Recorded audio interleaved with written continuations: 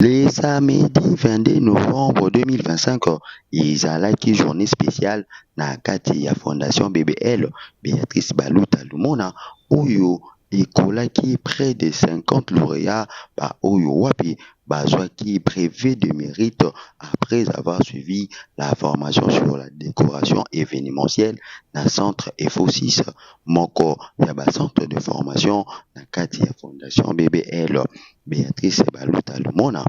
Ambiance piesi yango nde caractérisaki mokolo yango.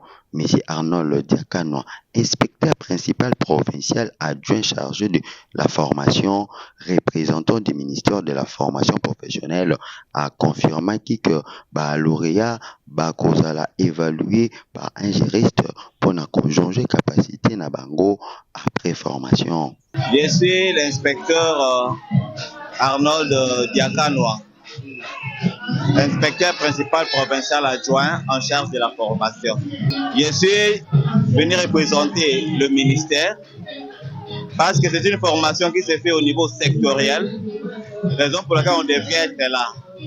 C'était une remise de brevet symbolique parce qu'après avoir fini avec la formation, vu le temps pressant, ils voulaient faire une remise symbolique de leur titre. Mais jusque-là, ils ont encore un jury à passer. Un jury là, c'est ce qu'ils ont fait au niveau du centre. Le centre les a appréciés, les a cotés et tout. Mais il faudrait que l'État congolais puisse aussi leur évaluer par un jury sectoriel qu'ils vont faire incessamment. Et c'est à partir de ces jurys sectoriels qu'ils auront chacun un certificat d'aptitude professionnelle. Si seulement la personne arrive à bien se défendre pendant ces jurys.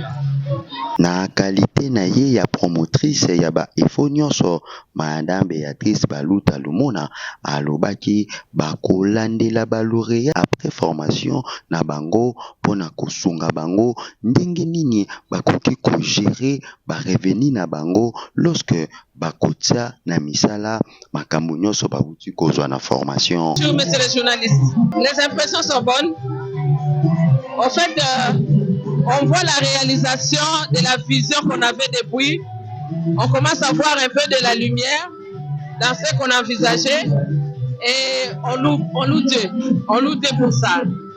En fait, FO5, FO6, FO7, FO8 existent depuis 2022 et nous formons dans plusieurs filières.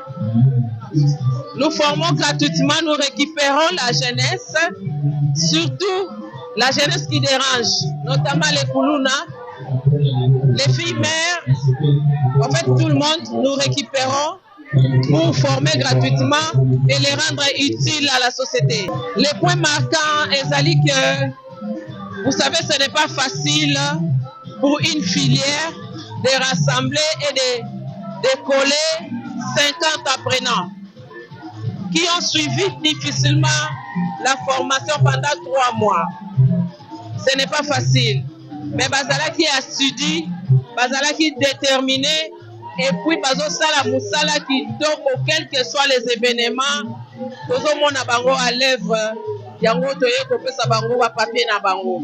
Formation Sala qui 3 mois, de ceux qui na Bango Boete. Donc on a toujours lancé Bango na marché d'emploi.